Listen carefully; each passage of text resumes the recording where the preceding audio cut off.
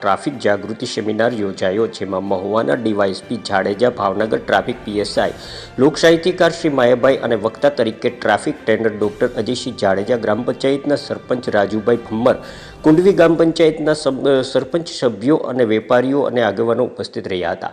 માયાભાઈએ જણાવ્યું હતું કે બોરડા ગામ મહુવા ભાવનગર હાઈવે ઉપર આવેલું છે. માર્ગ ઉપર અકસ્માત કેમ ઓછા થાય તે માટે માર્ગદર્શન આપ્યું હતું. ડીવાયએસપી મહુવા તાલુકાના અકસ્માતના આંકડા આપી માર્ગદર્શન આપ્યું હતું, જ્યારે ટ્રાફિક પીએસઆઈ જિલ્લાના અકસ્માતના આંકડા આપી માર્ગદર્શન આપ્યું હતું.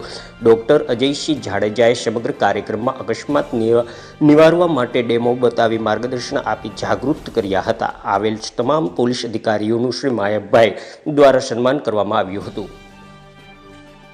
મિત્રો, આજનો જે ટ્રાફિક સુરક્ષા સેમિનાર જે અજયસિંહભાઈ મારફત અહીંયા બોરડાના કરવામાં આવ્યો, એમાં ડીવાયએસપી સાહેબ તેમજ આપણા ભાવનગર જિલ્લા ટ્રાફિક ઇન્સ્પેક્ટર સાહેબ એ પોતે અહીંયા હાજર રહ્યા, હનુમંતસિંહભાઈ હાજર રહ્યા.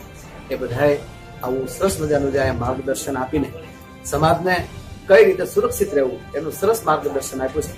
એના માટે હું ખૂબ ખૂબ એમને ધન્યવાદ આપું છું. અસ્તુ દેશા. હું doctor Ajaysinh Jadeja, traffic trainer.